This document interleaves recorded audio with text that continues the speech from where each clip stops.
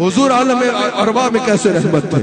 امام قسطلانی اس کو نقل کرتے ہیں کہ تمام انبیاء کی روحوں کو اللہ نے اکٹھا کیا, حضور کو فرمایا سب پہ نظر ڈالے. امام قسطلانی رحمت اللہ علیہ اس کو نقل کرتے ہیں, انبیاء نے پوچھا یا اللہ جس نور سے تو نے ہمیں ڈھانپا ہے یہ کس کا نور ہے؟ اللہ نے فرمایا یہ نور محمد ابن عبداللہ رضی اللہ علیہ وآلہ وسلم کا نور ہے. انبیاء سے اللہ تعالیٰ نے فرمایا اگر ان پر ایمان لاؤ گے تو تمہیں نبوت دوں گا. امام قسطلانی کہتے ہیں تمام انبیاء نے کہا ہم ان پر ایمان لاتے ہیں, اور پھر اللہ نے سب کو نبوت دی. اور اس کے آگے وہ آیت میثاق نقل کرتے ہیں کہ اللہ قرآن میں بھی فرماتا ہے کہ ہم نے انبیاء کی ارواح کو جمع کیا, حضور کے بارے میں بتایا, ان پر یہ تلقین کی کہ جب یہ آ جائیں تو تم نے ان کی اطاعت کرنی ہے. یہ عالم ارواح میں رسول اللہ کی رحمت. پھر آج عالم اجسام میں دنیا میں حضور علیہ الصلوۃ والسلام کی رحمت کی کیا ضرورت ہے؟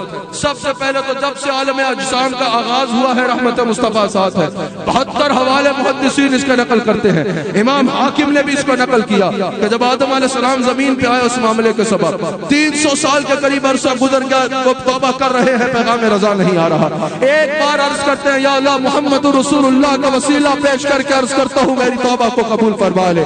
حضرت آدم علیہ السلام کو اسی وقت پیغام رضا آ جاتا ہے. پتہ چلا کہ پہلے انسان سے لے کر آج تک رحمت مصطفیٰ کا سلسلہ جاری ہے. پہلی قوموں میں عذاب آتے تھے, اس قوم پہ اجتماعی عذاب نہ دینے کا اللہ نے وعدہ کیا ہے. وجہ کیا بتائی ہے؟ وما کان اللہ لیعذبہم وانت فیہم. میرے حبیب میری یہ شان ہی نہیں کہ آپ ان کے درمیان ہو اور میں انہیں عذاب دوں. یہ عالم اجسام میں حضور کی بڑی رحمت ہے. پھر قبر, عالم برزخ میں بھی تو حضور کی رحمت چاہیے نا. عالم برزخ میں حضور کی رحمت کیسے ہوگی؟ قبر میں حضور کی رحمت کے سوا کون کام آئے گا؟ اللہ نے حضور کو قبر کے لیے بھی رحمت بنایا ہے. عالم برزخ میں حضور کی رحمت سنو, جب انسان قبر میں جائے گا کانوں سے قدموں کی آہٹ سن رہا ہوگا. جن بچوں کے لیے ساری زندگی کماتا رہا وہ قبرستان میں چھوڑ کے گھر جا رہے ہیں. جن والدین سے اتنی محبت کرتا تھا وہ قبرستان میں چھوڑ کے گھر جا رہے ہیں. جن بھائی بہنوں کے لیے سب کچھ کرتا تھا دوست یار قبرستان میں چھوڑ کے گھر جا رہے ہیں. انسان اندھیری قبر میں آنکھ کھولے گا, دل گھبرا رہا ہوگا.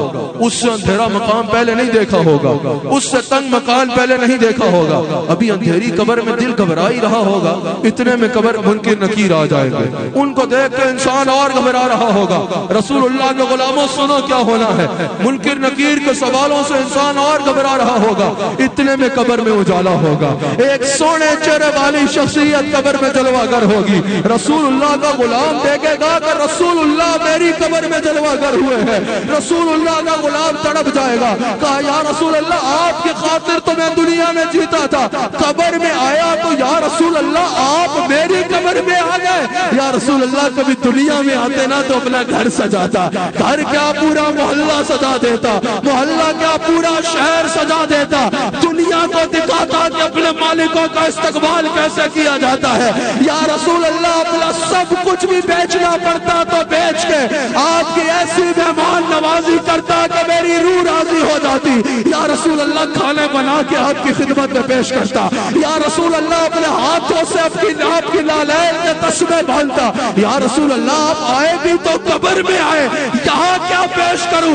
کراچی والا میرا وجدان کہتا ہے. حضور کہے کہ میرے غلام ساری زندگی تو مجھ سے پیار کرتا رہا نا, کچھ لے لے نہیں آیا, آج تجھے تنہا دیکھا تو مدینے سے چلا آیا. اللہ اکبر. قبر میں سرکار آئے تو میں قدموں پہ گروں. قبر میں سرکار آئے تو میں قدموں پہ گروں. در فرشتے بھی اٹھائے تو میں ان سے یوں کہوں, اب تو پائے ناز سے میں اے فرشتہ بھر کے پہنچا ہوں یہاں اس دل ربا کے واسطے. عالم محشر میں بھی حضور رحمت ہوں گے. قیامت کا دن جب مخلوق آئے گی نا شفاعت کبریٰ تو حضور کی ہر امت کو ضرورت ہوگی, سارے پریشان ہوں گے. یہاں تک آتا ہے شہباز ظہیر صاحب کہ جو گناہگار ہو رہے ہوں گے وہ کہیں گے حساب قائم ہو, اگر ہمیں جہنم میں بھی بھیجا جانا ہے تو بھیج دیا جائے, حساب تو قائم ہو. کوئی پسینوں میں ڈوب رہا ہوگا, کسی کی زبان پیاس سے لٹک رہی ہوگی, کوئی سوا نیزے کے سورج سے پریشان ہوگا, حساب قائم ہی نہیں ہو رہا ہوگا. بخاری اور مسلم کی متفق علیہ حدیث ہے, ساری مخلوق جائے گی آدم علیہ السلام کے بعد. میرے امام نے کیا خوب کہا, کلیم و نجی مسیح و صفی سبھی سے کہیں نہ بنی, یہ بے خبری کہ قلب پھری کہاں سے کہاں آپ کے لیے.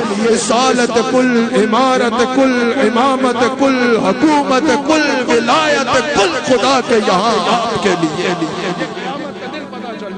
ساری مخلوق جائے گی آدم علیہ السلام کے بعد, بخاری و مسلم میں موجود ہے. حضرت اللہ کے حضور ہماری سفارش کریں, اللہ حساب قائم فرمائے. اذهبوا الى غیر, جواب ہوگا جاؤ آج کسی غیر سے مدد مانگو. اذهبوا الى غیر, حضرت نوح علیہ السلام کے پاس آئیں گے, حضرت داؤد علیہ السلام کے پاس آئیں گے, حضرت سلیمان علیہ السلام کے پاس آئیں گے. کرتے کرتے کرتے ساری مخلوق حضرت عیسیٰ علیہ السلام تک پہنچ جائیں گے. حضرت عیسیٰ علیہ السلام فرمائیں گے جاؤ محمد رسول اللہ کے دروازے پہ جاؤ, وہ تمہاری بگڑی بنائیں گے. امام احمد رضا خان بریلوی کہتے ہیں آدم علیہ السلام بھی بتا سکتے تھے, لیکن یہ اللہ کی حکمت تھی کہ آج ہر دروازے پہ جا کے مخلوق دیکھ لے, آج اگر بات چلے گی تو بس محمد رسول اللہ کی چلے گی. ساری مخلوق حضور کے دروازے پہ آئے گی. حضور فرمائیں گے انا لہا, حضور سب کو اپنے ذمہ کرم پہ لے لے. اللہ اکبر. حضور علیہ الصلوۃ والسلام میدان محشر میں جلوہ گر ہوں گے. حضور اللہ تعالیٰ کی بارگاہ میں سر جھکائیں گے. اللہ تعالیٰ فرمائے گا میرے حبیب سر تو اٹھاؤ, جو مانگو گے عطا کیا جائے گا. حضور علیہ الصلوۃ والسلام کی شفاعت پر شفاعت کبریٰ ہوگی. حضور شفاعت کبریٰ فرمائیں گے تو سب کا حساب شروع ہوگا.